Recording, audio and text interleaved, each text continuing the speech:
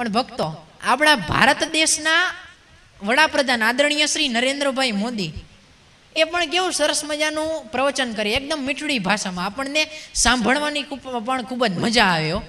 એ કંઈક આવી રીતે પ્રવચન કરે. ભાઈઓ બહેનો, આ પાકિસ્તાનના આતંકવાદીઓ અને ત્યાંના વડાપ્રધાન શાહબાજ શરીફ આ નરેન્દ્ર મોદીને મારી નાખવા માંગે છે.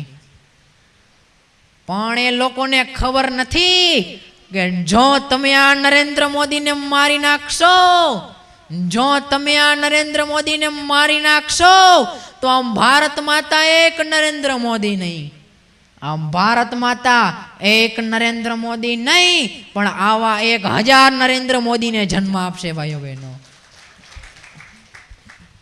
ભાઈઓ બહેનો, હજી હમણાં જ થોડા સમય પહેલા જ ભારત પાકિસ્તાનના યુદ્ધ વખતે પાકિસ્તાનના લોકોએ આપણા ભારત ઉપર અનેક ડ્રોન ફેંક્યા.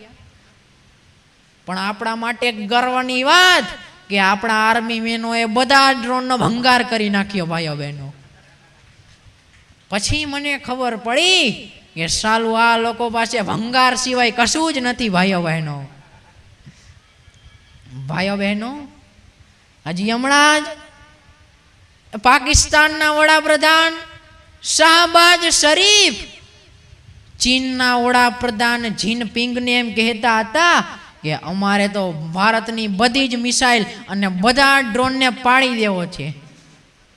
અરે ભાઈઓ બહેનો, એ લોકોથી કોઈ દિવસ સચિન તેંડુલકરની વિકેટ પડી નથી ને એ લોકો ભારતની બધી જ મિસાઇલ અને બધા ડ્રોનને પાડી દેવાનો બકવાસ કરે છે. ભાઈઓ બહેનો, બીજી એક વાત કે એ લોકો જે ડ્રોનનો ઉપયોગ કરે છે એમાં તો અમારે અહીંયા ભારતમાં લગ્ન પ્રસંગમાં ડ્રોન વપરાય છે. ભાઈઓ બહેનો,